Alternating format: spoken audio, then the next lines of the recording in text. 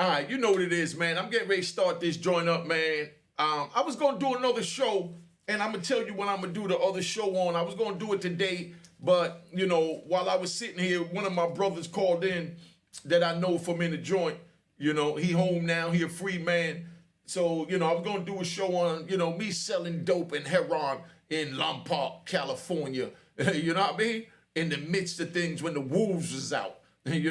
But I'm gonna give you that one probably tomorrow. That might be my throwback tomorrow. But today I'm gonna give you my man, you know what I mean? My homie, my brother, you know what I mean? But let me bring my intro in first, man. Alright.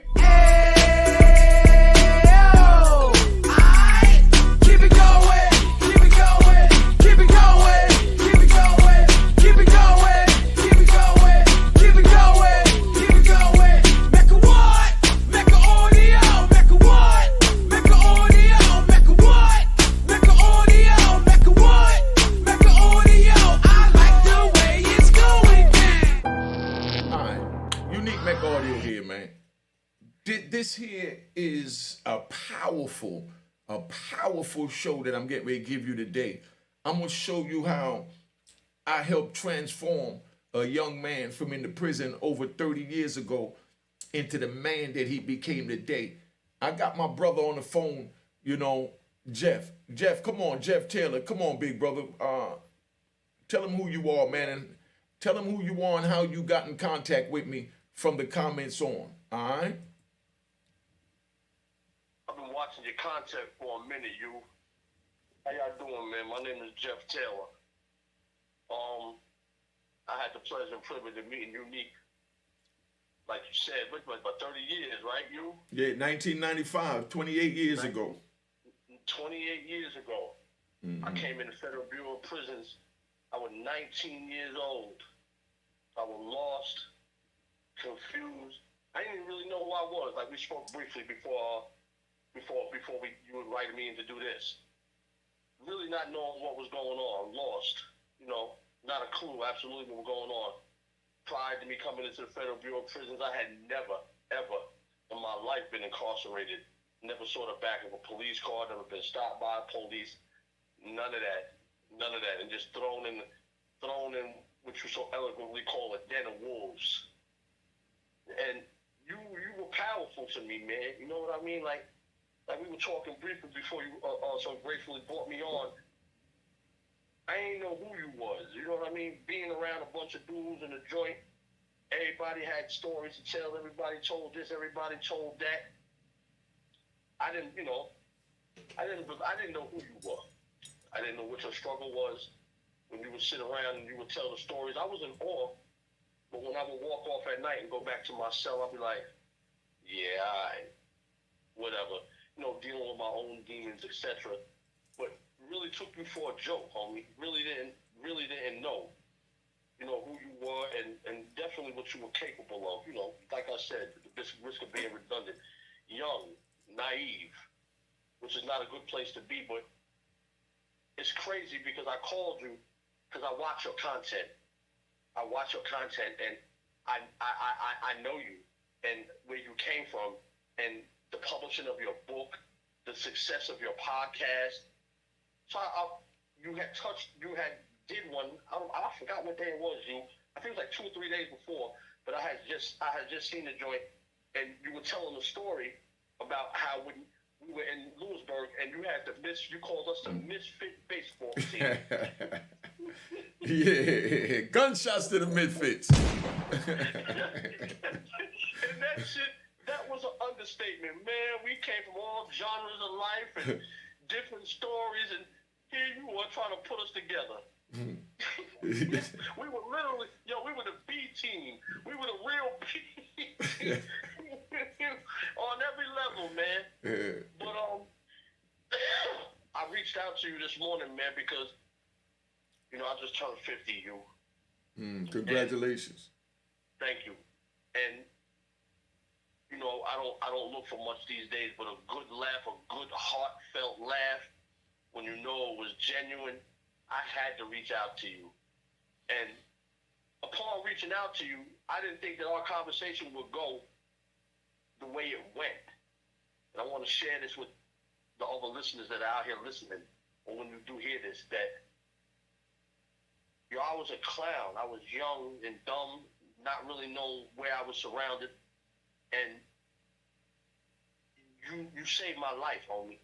Like, I gotta be real with you. I didn't even know, like I said, I didn't even know that conversation was gonna go that way. You know what I mean? And literally, man, when you could have put my lights out,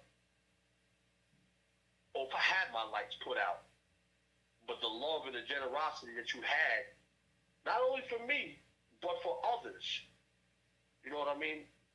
Like I told you, I said, I was just calling to, like, to tell you how proud I am and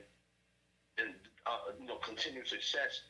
And you're so modest and humble that you was like, yeah, all right, yo, Jeff, I really appreciate that. Not like a brush, but like, yo, son, let me tell you a few things. You know what I mean? And you enlightened me on telling me, like, who I really was. And you know what I mean? Like, many encounters where, really, man, like, you don't even need to put it lightly, man. Like, you could have took my life or had my life taken, man. It was that easy.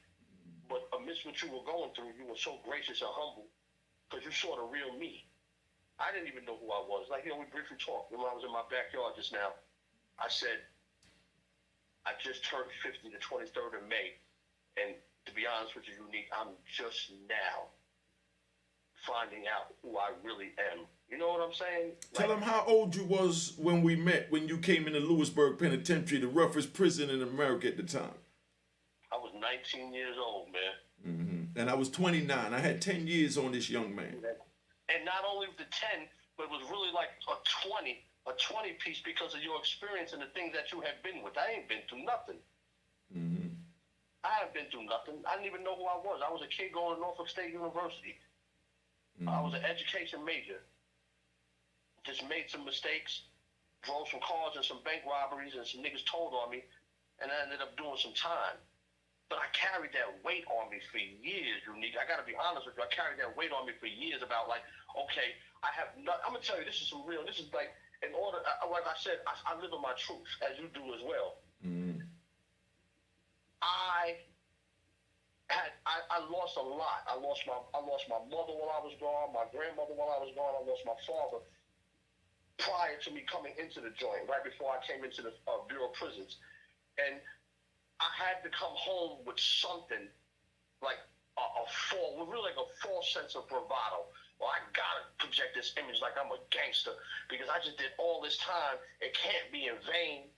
So for years I wore that jacket, and I wore that jacket proudly, and it was the wrong jacket, and I pushed a lot of people out of my life because of that. I pushed a lot of people out of my life because everybody I learned, like, the real true gangsters the way you would, a nigga wouldn't even know.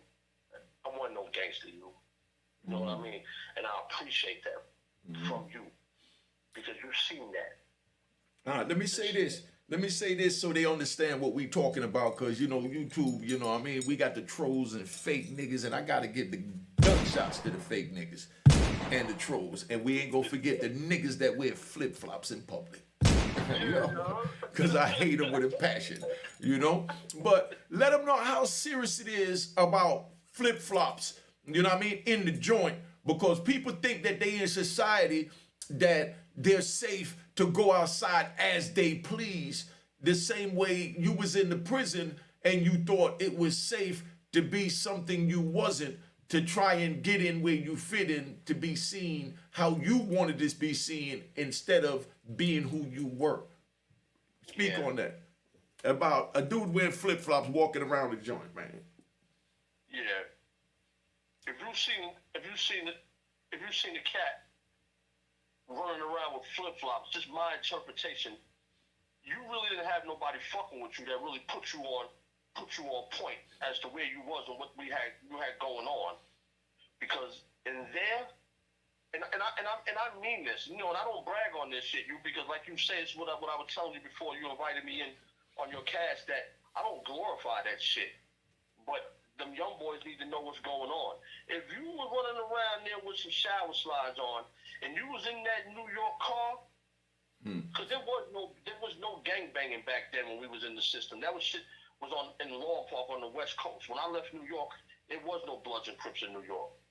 You know what I mean? If it was, What year you left New York so they know? Tell them what year.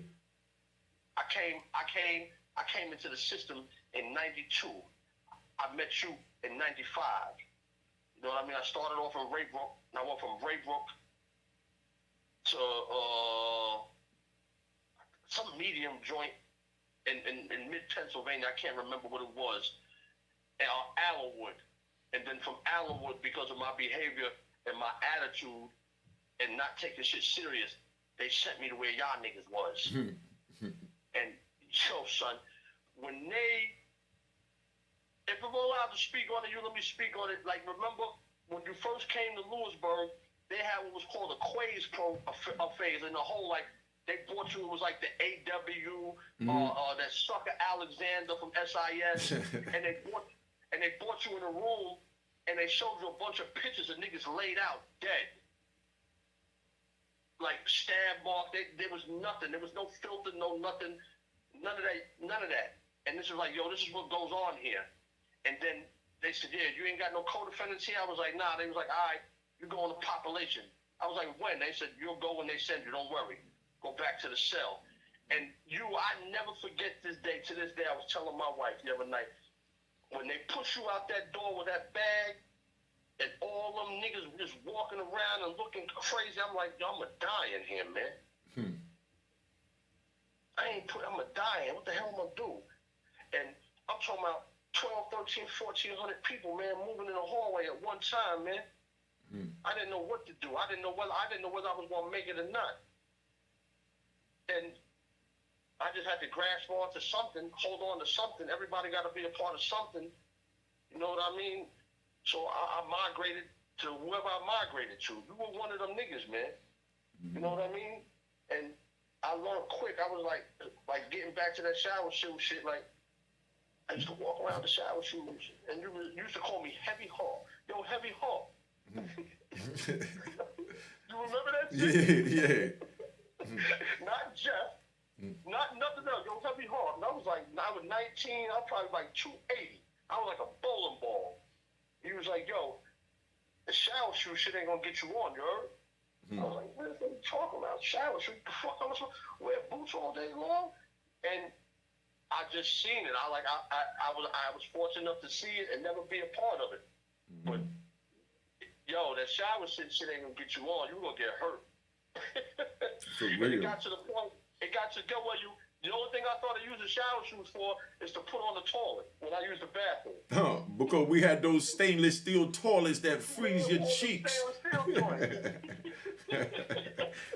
Gunshot to the steel toilets. You know? The silver bullet. You know? For real. Yeah. But let me take it somewhere, because, you know, I like riding, man. Let me ride with my man, Jeff.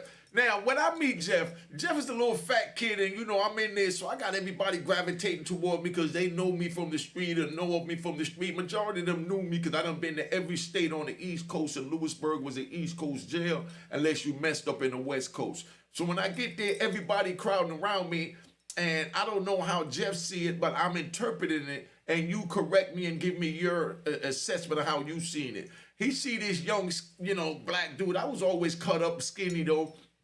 And, you know, I work out, do what I do, and, you know, I'm smoking weed, I'm drinking wine, I'm carrying knives, I'm just moving. But I was everything that Jeff wanted to be, but I was being who I was, you know? So Jeff came around me trying to be who I was, and that's why I speak, and I give the brothers from D.C. so much respect. Round of applause to D.C. Round of applause to D.C. You know what I mean? And I'm not signaling them out. You know, I'm not on a joint. I'm just giving the props where it's due so you understand. You understand? I say that about the brothers from D.C. because the brothers from D.C., they got wolves just like they got suckers. Let's get that right. Everywhere you got suckers, you also got wolves. But, you know, the brothers from D.C., you know, they cut from the cloth I'm cut from, the men, you know, of honor and respect and principles and morals. So we respect each person for who they are. We even respect the sheep. You know what I mean? You could be a wolf and respect the sheep. You know what I mean? But when the sheep try and cross over into a wolf's lane, that's when the wolf eat the sheep. You understand what I'm saying? And Jeff used to try and cross over into, you know, a wolf's lane when I knew he was just, and definitely no disrespect to him because he's always been 100%, man. His knuckle game is on 10,000. Let me just say that off the rip. You understand? But his experience and, you know, it wasn't where we was at, and his trials and tribulations wasn't where we was at, you know? So I seen that. And when he used to come around and he comes amongst us wolves and we talking, and we had other sheeps around as well, and we respected him, you know? But when the sheeps come around, they know to fall back and just listen and soak up game, you know? Like what y'all are doing now.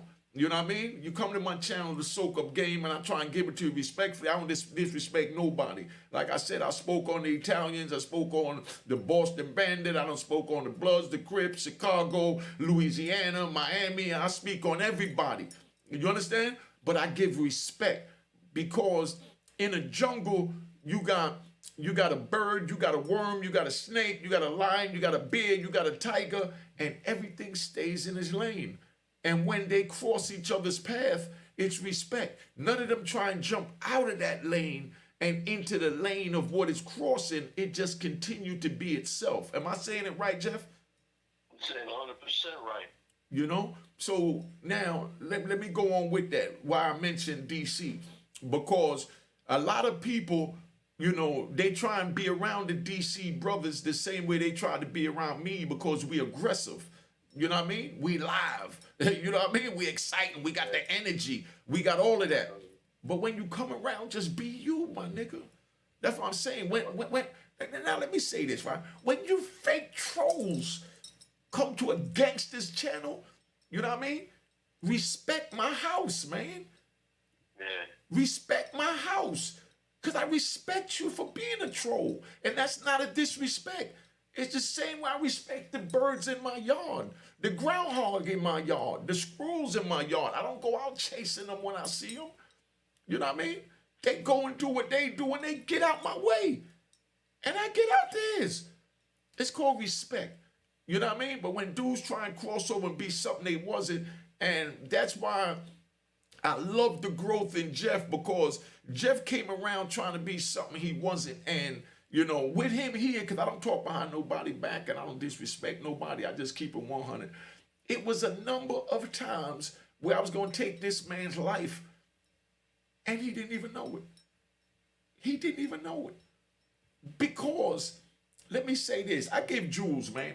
Like I said, my phone number getting ready to come up. If y'all want to send me a cash app, you know, call that phone number. You get to talk to me. I don't care if it's $1 or whatever. And I'm going to send you a request so you can send it to me. Because if you go and try and send it, if you haven't sent it before and you're a first-time sender, you're going to get confused because somebody duplicated my cash app.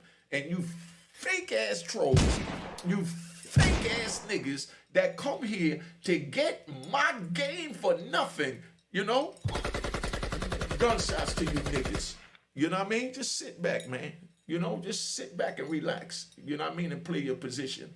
You know what I mean? But now I say this to say that Jeff tried, you know, every time I talked, you know, because I was always small. I came in about $150, and like he said, they 280. You know what I mean? So, and his knuckle game was vicious. You understand? You know, but, you know, so every time I talk, he took it like I was faking, I was wailing, I was trying to be something I'm not, you know, and, you know, he laughed and ridiculed, like how a dude go to a comedy show and heckle somebody. You understand?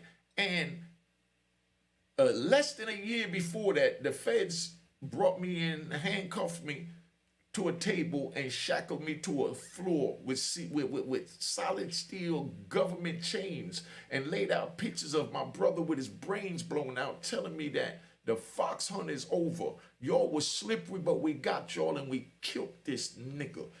Excuse me, brother Muhammad 3X, but today I got to talk to my people the way we talk. You know what I mean? Big shout out to, you know what I mean, brother Muhammad 3X. He told me refrain from the N-word, you know? But I'm just letting y'all know that, you know, it's so real in there. that this brother used to heckle me, and the other wolves around me is looking at me and they giving me in the eye like, you don't do it. They pulled me aside and said, you don't do it. And I'm like, yo, but that nigga don't know. And he's like, yo, he don't know. You know what I mean? How could you hold him responsible for what he don't know? He 19, he don't know. You understand? And I said, but I like the kid. You know what I mean? And they like, yo, but he don't know. So if you like him, yo, spare him for me. You understand what I'm saying? So that's how I dealt with it a lot. Where, dude, tell them about when someone even pulled you up and tried to give you the game without exposing my hand what I was going to do to you. Yeah, it was deep, you. Like, I remember one time we were in the bathroom downstairs, me, Dex, Youngin, oh no, Bounty were down there. Oh no, and I forgot that one dude, he was from Baltimore. He had I don't know if you remember him. He had did like 12, 13 joints. You talking about Ricky Duval? Yeah, family. When he went up to the front of R&D, the feds were there, the marshals there to pick him up about his big mouth on the phone. He caught another charge in the joint. Yeah, Ricky. So, big shout out to Ricky Duval. That's family, Baltimore's finest. Yeah, that's people. And we were in the bathroom. Remember, we used to do the pull-ups in the bathroom downstairs because we had the metal ball stalls. And we were down there doing our thing.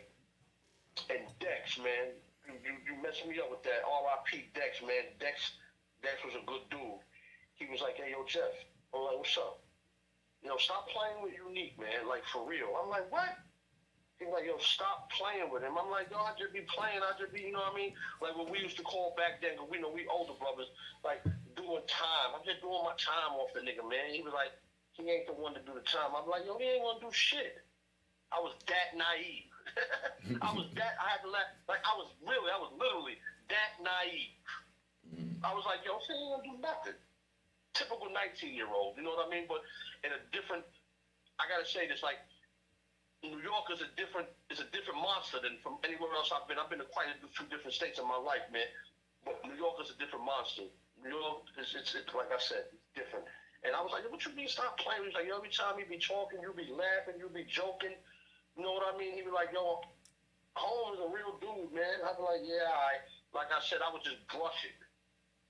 Because I didn't know. I didn't know the extent. And I had been around a lot of killers, man, and a lot of dudes, but I gotta say, shout out to you, how you really, truly that nigga, excuse my language, because I know you say you don't like the N-word, but I'm working on that. When you have the power to do something, or do something to somebody, and you don't do it, that's a lot of power. That's true power. That's real gangster shit. You know what I mean? I told my nephew the other day, I was like, he's like, yo, that make you mad? You didn't want to react? I said, nah, just the power of knowing that I can, but I can't, but I don't. I said, that was good for me right then and there. And I really didn't know you. Like I just told you, we just talked prior to you allowing me to come on here and talk. And he was like, yo, Jeff, really, man? I could have really, we could have looking up at the lights. You know what I mean? And, like I said, for that, I truly apologize, but I'm thankful. Alhamdulillah, I'm thankful because I'm still here. I'm still here. And the conversation that we had this morning is the same conversation that I had with my uncle prior to me getting married. He said, yo, stop trying to be something that you're not. He said, niggas like you, Jeff, for who you are. Because you play ball, you're a funny dude, you're smart, you got wit. He's like, let that lead you. Not that shit. He said, that shit ain't about nothing. At 50, man, I'm still receiving correct behavior. But you, I never really knew, because nobody up until this point, nobody ever pulled my coat the way you just did a few minutes ago before we talked, before we came live. You know what I mean? Like, and I love you, boy, for that, because, like, wow. I really, this ain't no put on. I don't tell lies. No need to tell lies. Like my wife tell me. I'll be like, yo, you ain't. She went, why you tell her lie? She like, yo, Jeff, I ain't telling no lie. I ain't afraid of you. You know what I mean? You told the truth, you. And really, it's gonna, that right there, like, I can't wait to talk to my wife when she get up for work, when we go to the track and walk and tell her, yo, This man just took me to another level, man. Because I didn't know. So now I have even more things to be thankful for. And there should be more people like you in that system that's needed. Because everybody behind them walls ain't got elbows, but you got a lot of young boys with a lot of time with no guidance. And them older cats like us, they ain't playing with them because we scared of them, and they gonna knock them off. I love you for that, you, for real. Like, you did that, bro. I took you. I really never underestimated you on some rah-rah shit. It was never that. It was just like, I was a clown, man. You know what I mean? Trying to fit in. Wanted to fit in. I had to find a reason and a purpose to do this bid. I had to find something to hold on to while I did them 8 years because I didn't have a lane. And I used to look up to niggas like y'all. You know what I mean? As a kid growing up. You know what I'm saying? Mm-hmm. Like, your name was everywhere. Your name, Poe name. You know what I'm saying? Batman. You know what I mean? Few Boricuas in my neighborhood. Y'all niggas, so I'm like, but then when I seen you, you know, when you take away a man's possessions, man, the material possessions, you take away all the cars you had, all the clubs you had, the millions and millions of dollars that you made you, and then you just strip us down to a stinking ass brown jumpsuit or some khakis. You may have a tendency to view a nigga in a different way because he's stripped of that. You know what I mean? And you be like, yo, this nigga's loud, boisterous, always laughing, always joking. Man, this cat right here ain't shit. But I was wrong. And again, at the risk of being redundant, man, I thank you, man. And I thank them cats that was in your ear that were telling you like, yo, son, chill. That nigga's not, you know what I mean? Like, spare him. So, real shit, man. I love you for that, boy. Like, really, man. You know what I mean? Because you could have took your anger out on me. And really, it would have been, like, somebody like misdirected anger. Nah, it would have been justifiable, man, because you said it so eloquently when you referred to animals and the lanes that all the animals are in. And everything moves in harmony. And when something that does not belong in that lane comes into that lane, it disrupts. And a nigga be ready to demonstrate. But the power that you had, that I had no, and the maturity that you had, and what you were going through, you displayed that well. Take a bow, my nigga. Like, yes, sir. See, this is what it is, man, for the viewers to understand. You know, and let me get close to this camera. That way you know you can see me. Like Jeff even said that one of his co-workers asked him, "Why am I always wearing dark glasses?" You know, my pupils are black. I have no color to my pupils. You understand what I'm saying? When you look at my eyes, you see the death that I've experienced, the death that I've walked amongst. You know what I mean? And I don't want to scare you away. You know what I mean? It scares me when I look in the mirror. You know what I mean? Because when I look in the mirror, it's like, you know, those TV shows where you see somebody hold light flash before them, you know? But when my life flashed before me, it's nothing but death and blood. Death and blood. The glitz and glamour and cars and all that I had, that wasn't nothing. You know what I mean? You know, that's why I don't glorify that. You know what I mean? It's me seeing my brother with his brains blown out. It's me, you know, seeing a man getting murdered on the corner and continuing to sell the drugs and laughing at him. You know what I mean? And tell somebody, yo, go get a 40 so I can pour one out for this dumb nigga because he couldn't move out here, you know? And that's how I was. The same way Jeff was, that's why I was. Let me tell you something, Jeff. I got a homeboy that I grew up with in Jersey named Dwight. I'm going to say his whole name, named Dwight Horn. This kid was huge but solid, every bit of 260, 280 growing up when I was drinking some pink stuff back, you know, in the late 70s, early 80s called weight gain to put weight on because I was trying to get to 120 pounds and this dude is like 260 solid. And he was, you know, me and my brother's friend, he's older than me, but I ran with the older dudes. I used to snap on him all the time like you did me. You know, call him old Dusty. You know, we always from Jamaica, so I learned the language a little better. So I look by your old blood clot, Dusty Fierce for critters in their fierce, and I just kept laughing and laughing and joking and joking and joking. And the dude used to tell me, yo, you need to chill out. You know what I mean? And I just, man, screw that. And I'm still joking the same way you did when I was telling you chill. You understand? And then one day we was walking through a yard to go down to the liquor store, and I kept teasing him when he was going through something. He turned around and he beat my body down. I was 115 pounds. He was 280. He put mitts on me. He beat my body down. And that's where I learned my lesson. You understand what I'm saying? That when a man tell you to fall back, that animal is about to come out the cage, you know to listen. You know to listen. You know, and I'm ignoring all of his warnings, you know, but he respected me so much, he never hit me in the face. He just beat my body down because only thing I could do was grab a brick or a pole or a weapon to fight back, and I still would have got whipped. You know what I mean? But he just respectfully beat my body down. You understand? But then as I got older, you know what I mean? It was like, you know, in the jungle that I began to run in when you know, I hit the streets, you know, it wasn't about beating the body down. It was about taking a life to let them know that you're not the one to play with. Because if you beat the body down, somebody on the outside would look in and say you soft because you didn't bust him in the face. You know what I mean? Yeah. So we take it to the next level. You understand? And it's like, I thought about, you know, Whitey a number of times while you was heckling me, you know what I mean? And you was too big for me to beat your body down. So I just wanted to take your life. You know what I mean? I'm just keeping it 100. You know what I mean? Y'all were running around. I remember one day we were walking down the hall. I don't know if you remember the kid. I think he was from the Bronx, Naquan. Naquan seen that I wanted, you know, I didn't really have people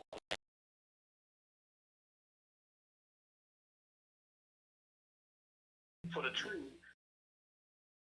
It was on a Saturday, and you know how it used to be in the burg on Saturday. Everybody be out there selling this and selling that. It was like a little swap meet when we walked through. And I was like, hey yo, son, you were always there for me, my nigga. Like real shit. Like you ain't never.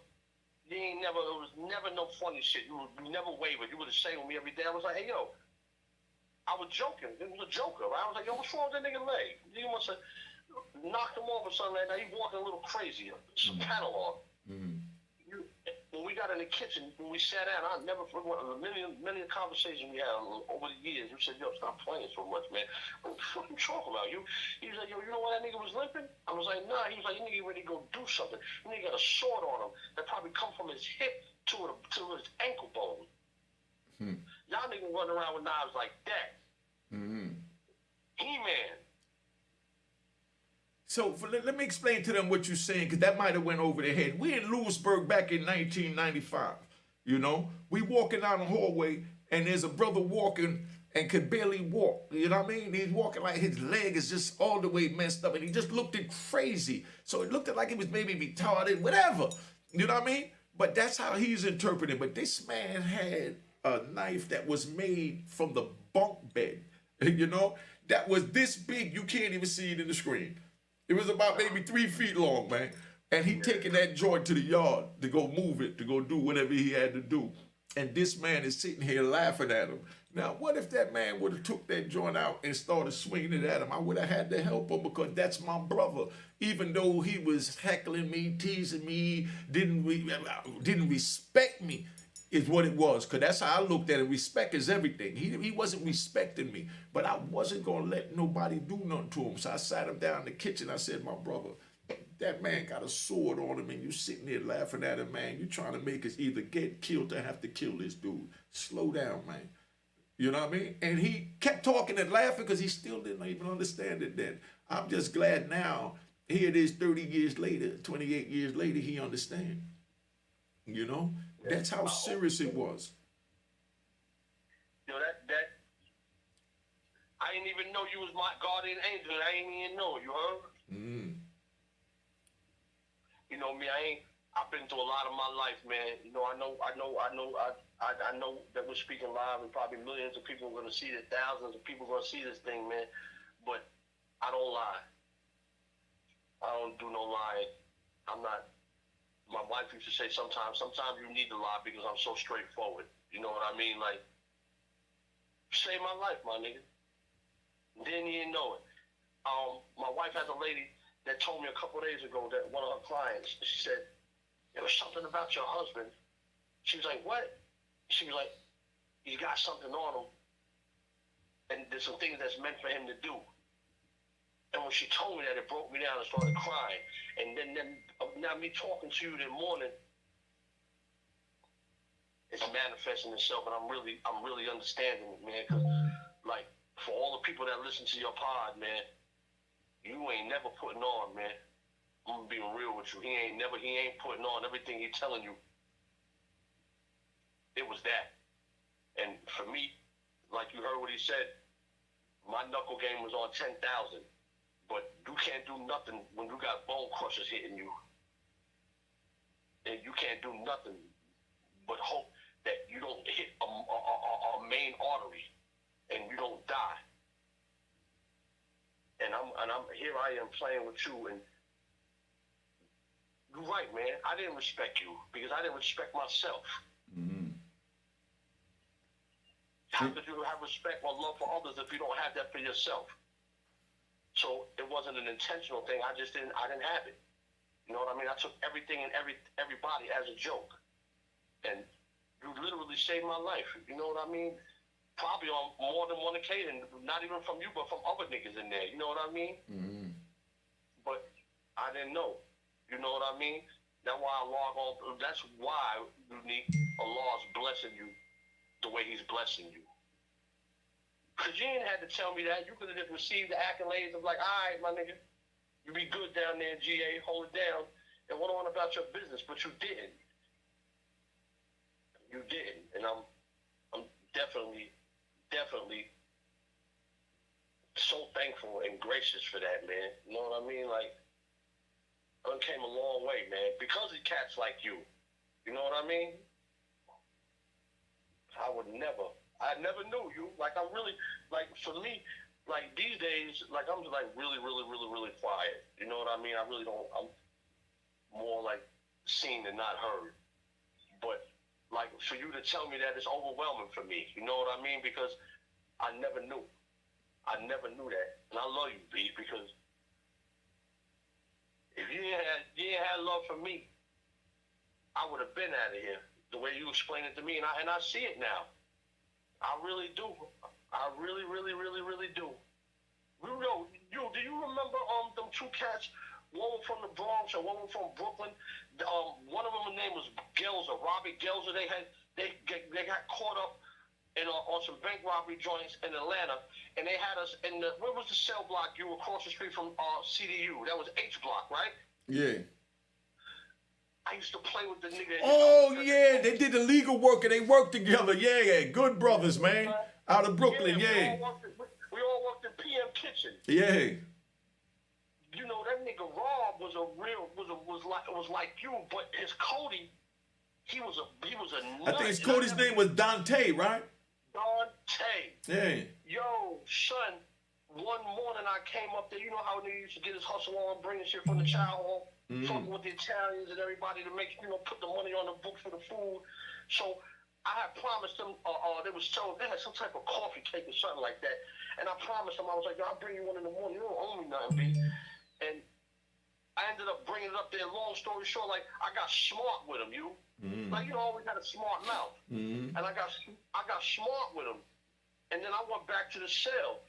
And when I was coming out the cell to go to the shower, he was coming down the cell, and his Cody came out the hall and was like, yo, Dante, I told you no. And I was like, I laughed like, yo, this nigga right here, crying over a coffee cake. Yo, this nigga was getting ready to come push that steel in me, my nigga, and I didn't even know. A lot of situations, man. Let me explain that. Hold on, Jeff. Let me explain that one to them so they understand, man. So they understand. Because Listen, and I'm gonna get close to the camera again, man, because you know we got these fake ass trolls, nigga. I wore some lighter shades so you could at least see a little bit of my eyes today.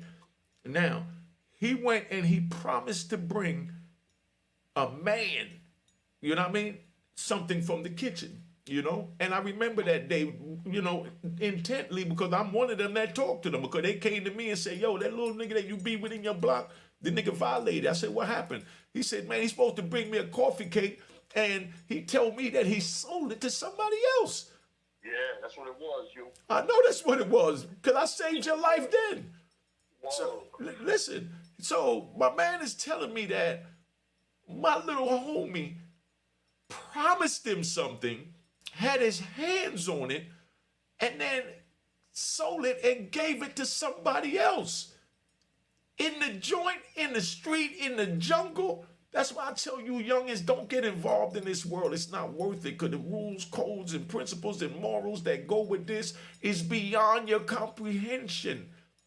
But in my man's mind, he looked at it like he disrespected him because he sold his coffee cake. His coffee cake.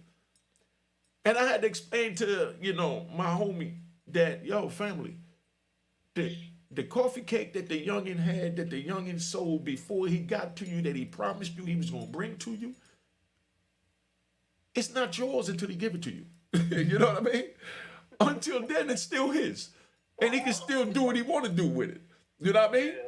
And you know what his defense was? And he was 100% right. He said, but he gave me his word he was going to bring it.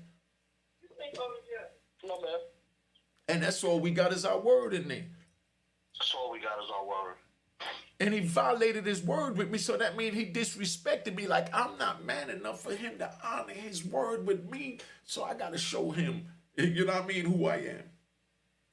And his co-defendant, like he said, was, you know, was more like me on some, you know, respectable, humble time. But his man was a gun that just laid back, didn't mess with nobody, but they bust their gun. Everybody knew, don't mess with these two brothers. And they wasn't loud, they wasn't out. And that's what rocked Jeff to sleep. Wow. That they just chilled and stayed amongst themselves and did their legal work and fought to get off their bank robberies, because that's how men do. But you can't promise a man something, you know what I mean, and don't honor your word. Because now you're showing that you less of a man. Because you don't have a word. If a man don't have his word, he don't have nothing. The feds took everything from me. They took my cars, my homes, they took my clubs, they took my money, they took me away from my family. But they didn't take my tongue to stop me from being in control of my word. Anything that I say, I must honor. And if I don't honor that, that means I'm a dishonorable person. And in our world, a dishonorable person don't deserve to live. That's why I said before I tell on my brother, whether he's dead or alive, I will fall on my own sword. I will sit in the darkest dungeon before I violate my manhood, my honor, because that's all I have. And I know this is new and complex to y'all, so that's why I say don't get involved, man. Because just like Jeff crossed the path of a real wolf, and a wolf, you know, don't bark. So you're not even gonna know it's a wolf. You're not gonna know. You're not even gonna know. One of my favorite movies, is with Denzel. When he told him, he said, yo, he told his baby brother Huey, he said, yo, the loudest one in the room is the weakest one. Mm-hmm. But I beg to differ though in certain situations though. You know what I mean? Unique, because I have been in my experience during that tour that we made that I knew some loud ones, but their bite was just as loud as their bark. Mm-hmm. No. We know that because there is no such. Everyone is like this. You know what I mean? There's no such. You know what I mean? It's always like this. So there's always exceptions to the rules. But normally when a person, you were one of them. You know, And I said that to say because you were one of them, and I had no idea. You know what I mean? I had no idea. It was like every day we come out the cell was like, I got 8 years, 3 months to do. I'm playing, I'm joking. And then, how do I didn't even have what's a good way to say it? I didn't even have I didn't even know what a virtue was or a word was or honor this and this or that, because prior to me coming to the Federal Bureau of Prisons, I wasn't no street nigga, man. I just was a cat that grew up. I grew up in East Harlem, and then when my people died, I moved to Staten Island. Like, I wasn't that. You know what I'm saying? I just looked up to y'all niggas. Like, I wasn't that. And again, like I said, I just buried my uncle, man, 3 days ago, and they said his name is Lil Toot.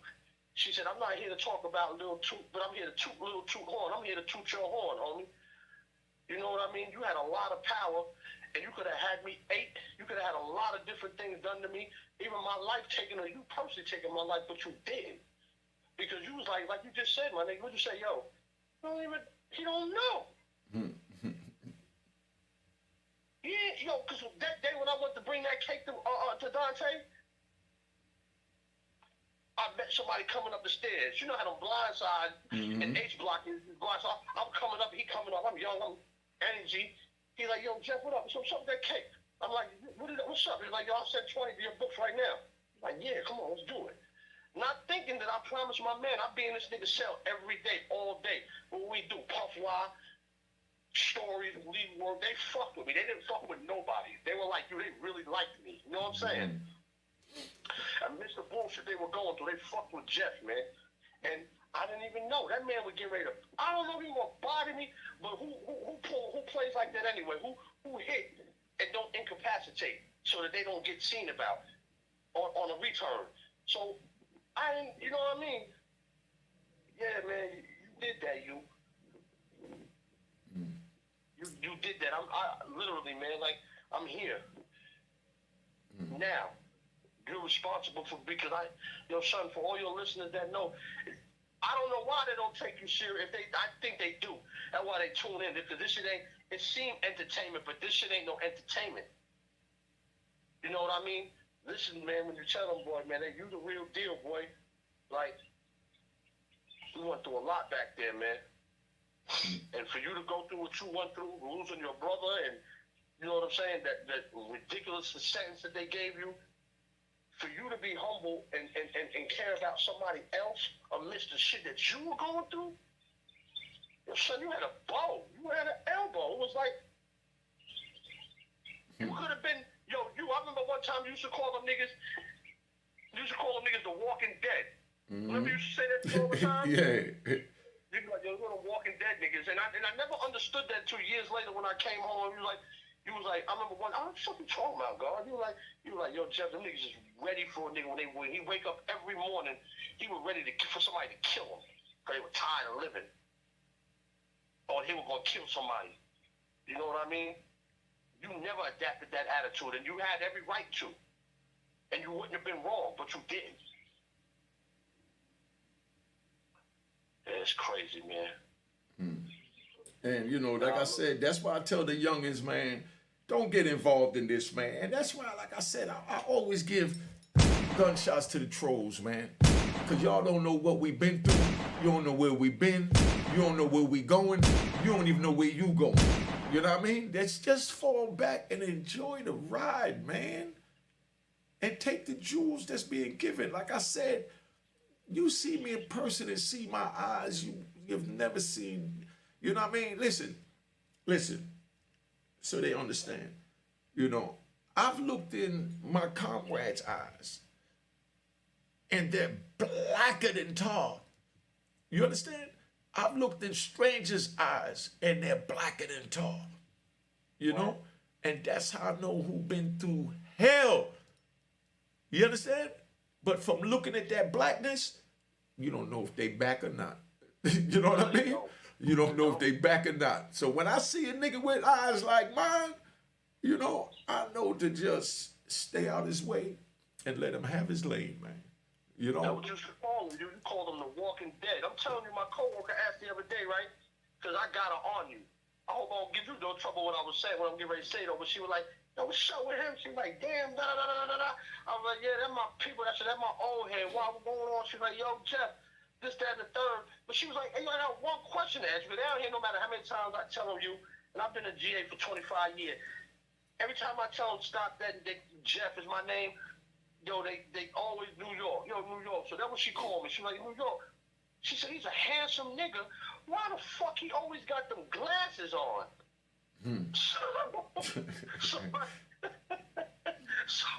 I had, I didn't even answer her until like maybe a little while later because I had to think about how I want to answer her. You know what I'm saying? In case she wanted to holler, I didn't want to scare her off. You know what I mean? So when I came back, I told her, she was saying something, and she walked by and she was like, "Yo, why you always got that look in your eye? Like, what's wrong with you, nigga?" And I was like, "Nika, that's what I wanted to tell you." I said, "You just showed me how I want to answer you." She said, "What do you mean by that?" I said, "You see how I look?" I said, "How I look?" She said, she said, "Jeff," she said, "for you to be a 50-year-old nigga, you know what I'm saying, you look well." She was like, "Skin clear, you know how we hold it down, we still look good." You know what I mean? But she was like, "Your eyes, always about your eyes, they scare me from time to time." I said, "That man been through a lot." I said, "You ever heard the term that the eyes are the window to a person's soul?" I was like, "Yeah." I said, "Maybe he want to keep them on. Maybe you get to know him with them on. Then he'll take them off like the little nigga from Big Daddy. When he had the glasses on, he was invisible." I killed that shit for you, you heard? And when she walked away, she turned back, she said, "Big Daddy?" I said, "Yeah, Big Daddy." Yo, cause you remember in the movie, if you remember Big Daddy, he was so shy that he told little nigga, he was like, "Yo, put the glasses on, you'll be invisible, B." You know what I mean? But when you take them off, they can see you. And I took that on such a higher level, man. You know what I mean? Yeah. But man, yo, listen, man, life is hard, man. Yo, Jeff, I don't want to be on here or all day, man. But we gonna do. If y'all want Jeff back on here, I'll bring him on live next time where you could actually see him. You could even ask him questions because shit is real, man. Shit is real. That's why I'm telling you, don't get involved, man. Don't do it. You know what I mean? Because you don't know who you're gonna cross paths with. You don't know who you're gonna violate. Because you remember Big B when we was in ADX. You know? Do I? Yeah. Okay, me and Big B was on the same team. We used to come out every day, and I remember I used to bring all my letters and pictures and all that. He used to read them. You know? Yeah, I try to get that. I want to come to the window so I can see too. You know what I mean? But I couldn't even read my own letters because at this time I couldn't read or write. So my man used to read the letters for me, and then they had something. I got to tell about that story too, where it was the California MA versus the Texas MA in the Federal Bureau of Prisons, so they locked the joint down. Remember when they was locking us down over there for all the killings with the Texas MA and the California MA? Well, we were locked down for about 2 weeks, and I got this much mail that I couldn't even read. All I could do was just look at the pictures. So we finally went out there. I go out there, and the police telling me, "Man, you can't go out there with all that in the yard, because you ain't allowed to bring nothing in the yard at ADX." But I explained to the police that I can't read, so my man gonna read them to me, And when I told this young boy that, he looked at me and he was stunned. He was so stunned that he just said, "Man, go ahead." He didn't even know how to respond to a black man that got my type of caliber, juice, and power sitting here admitting to him, "Man, I can't read, man. My man gonna read this for me in the yard." That's humility, man. So look, so I take the letters to the yard, and as soon as we go out there, cause they bring us out different times. I'm already out there first, so I got my big stack of letters piled up on the side, waiting to holler at the homie, got our little cut ready. And as soon as he come out, I said, "Damn, I missed you, bitch ass nigga, where you been at?" And I'm all happy, and he just, I'm talking to him like, "Man, look how this shit done piled up," and and he's like, so he sat there and, he read a couple of letters, but he wasn't into it like he normally get into, what the females are saying or the homies are saying. And he just reading them. So we get ready to leave. He pulled me aside and he said, man, he said, yo, you. He said, man, you know, I've been in the feds longer than you, so you might not understand this. He said, on the street, you do what you want to do, say what you want to say, go where you want. Nigga don't like it, you do what you got to do. He said, but you my brother, you know. He said, I'm from Chicago. He said, we don't call each other bitches. We don't use that word with each other. And I said, come on, dog, I didn't mean it in no way. You know, I was like, I'm just happy to see you. Come on. You know, come on. And he's like, yo, we don't do that. You know? And that's when I learned my first lesson in geographical locations, that in New York, you know what I mean? The fake trolls can say what they want. You know what I mean? Just like a female nowadays, them fake trolls, true. They'll sit there and say, oh, don't call me a bitch. But then they'll talk to their girlfriend and be like, bitch, look what I just got. A bitch gonna be fly at the club. But then somebody called them a bitch, now they want to fight them, but they calling themselves it, talking to each other about it. But, you know, so that's how we was in New York. You see, we bitch ass nigga, and, you know, throw your hands up and, you know, you bullshitting, but you're not taking, you feeling me? All the way. You know? All the way, because when I'm around my people now, we carry on like that still. So, but it's a difference though. I understand. You understand? So, you know, that's why I said we got the fake ass trolls that they say, oh, I ain't never caught nobody this. Well, that was you. All right, stop it. You know what I mean? Like I said, everything ain't for everybody. But anyway, so he broke that down to me, and he said, man, I humbly respect that you don't, you know, you don't do that again, big bro. I said, family, I'm gonna respect you any way you want to respect yourself. And I'm going to refrain from doing that. And the same way the N word slip out is the same way the B word would slip out. But it was always in happiness and, you know what I mean, from coming together. Never, and he never just... in a demeaning, humiliating way, ever. Say it again?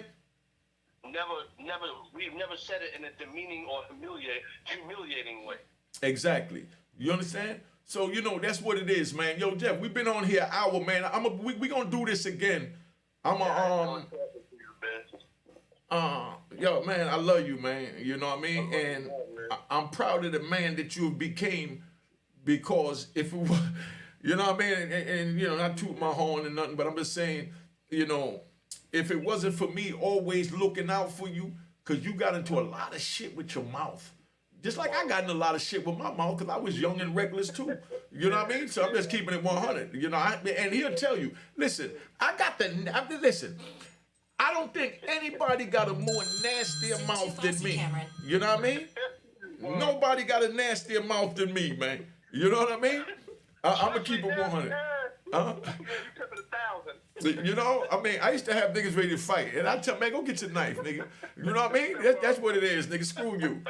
However you want to take it, you take it. You know, and that was me. You know, and Jeff right here tell you, you know what I mean? Come on, I don't want to hear that shit. You know? Yo, listen, man, we both came a long way, man. I'm proud of you, big bro. You know what I mean? But I'm going to bring him back. Y'all put in the comments what y'all think about this, man. You know, I met him when he was 19. He had 8.5 years when I had life plus 20. And these people put him amongst me. And he's never even been in a police car or police station before he got picked up on a charge that they classified him to come amongst me and my peers. You must have pissed somebody off in that courtroom, Jeff. No, you know what it was? You had to piss somebody off to wind up in Lewisburg, man, with 8 years, my dog. No, you said it, my mouth. Yeah, man. see? They sent you there for you to get killed. You know, that's what they sent you there for. Like, you know, they sent me to Victorville 2018. You know what I mean? I heard about that spot too. Yeah, they sent me to Victorville to get killed in 2018. You understand? But, you know, Allah looked out for me, and I met a psychiatrist there that, you know, looked at my jacket and was amazed at my transformation and everything that I've done in the prison to help the youth in the prison. And she put me on to start those programs in California. And then the Honorable Donald Trump that y'all don't like. You know what I mean? What you be saying you on your joint? Gunshots. Big up to Donald Trump. Big up to Donald Trump. You know what I mean? Obama got in office, ain't have the balls to do it. You know, Bush, everybody else. Nobody had the balls to do it. So we got to give Donald Trump his gunshots. Donald Trump tried to, you know, and I don't care who don't like it, man. Like I said, I speak how it is. And put it in the comments. Donald Trump let out my brother Lou Sims. Let out my brother William Underwood. Let out my brother Guy Fisher. You understand? Let out my brother Ken Do. Yeah, got home. You understand what I'm saying? Ken Do home, yeah. Come on, man. God, listen, man. Yeah. Listen, they trying to do everything, and I'm not gonna get into politics right now. They try to do everything to, you know, to stop Donald Trump from running for president because America's finally getting awoke. You know? That's it. They wasn't used to seeing a real New Yorker. You know what I mean? In action. You know, an arrogant New Yorker. And that's what they meant when they met Donald Trump. But now they realize that forget his mouth, you know? Let's look at his actions. I'm trying to tell you. Yo, son, I love you. You heard? Like, for real, man. I hope you keep my number. I'm coming soon. You know what I mean? I'm thinking about probably coming for my anniversary. I haven't really decided yet. You know what I mean? But let me know. I'll be honored to spend a day with you and your family, my brother. Man, I would love to, man. Me and my wife come up. Let me ask you, Jimmy's still open in the Bronx, or it's a wrap with that? No, he got another spot further up in the Bronx. I forgot the name of the street he on, but I'll take you up there. That's my man. You know, you talking about the old Jimmy's Cafe. I forgot what they call it now. He got it's a Spanish name, so I don't know how to pronounce it, but he up there in the Bronx. He still the man. Yeah, yeah. Yo, I love you, boy. Please lock my number in, man, if it's okay with you. I like to call. We'll talk. All right. I got you, family. I got you, man. I'm proud of you for the man you become, man. It made me know that, you know, what I endured from you wasn't in vain. You know? It definitely wasn't. It definitely wasn't. Because you pushed every button that the law gave me, my brother. And I'm gonna let you go after this. Yo, my wife told me the other day. She said, "Yo, they gave me a nickname after we parted ways called Chick." So she called me Chicky. She said, "Yo, Chicky, let me tell you something." She said, "You the only man in all my years, not even my daddy, that know how to push every motherfucking button." Thank you, and that's what you did with me, my brother. You know, I mean, yo, I had to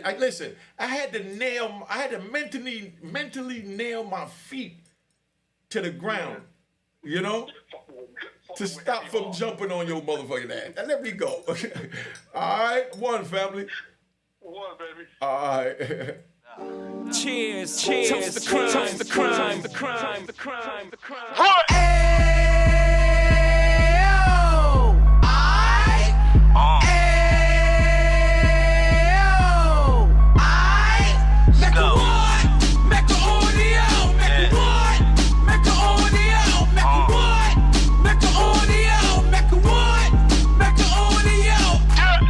Fresh out the can of 26, yeah. He back on the strip, getting back in the mix. Yeah. What he mentions a gift. You stand up 10 toes down, and I suggest you pay attention to this.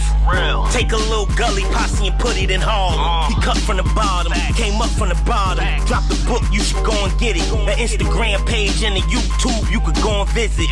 Then you could consider yourself LinkedIn. Sit front row and get Jews from a kingpin. How he went through it, so you ain't gotta go do it. To not pay attention would be stupid. Talking about a man that probably put your grandfather on. Probably the reason that him and your grams got along. A man that generated millions on the block, did his time, never squilling to the cops, Mecca audio.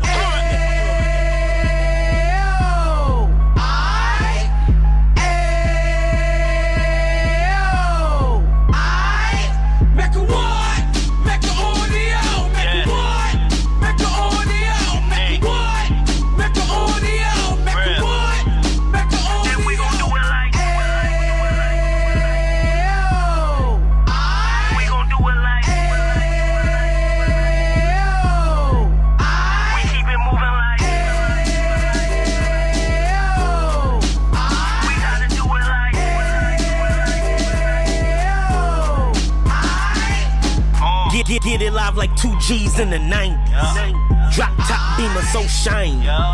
I let shorty go, she was whining. Treat her like my past, she behind me. Spin a couple bands on the Dapper Dan. You be back again, getting green like a Packers fan.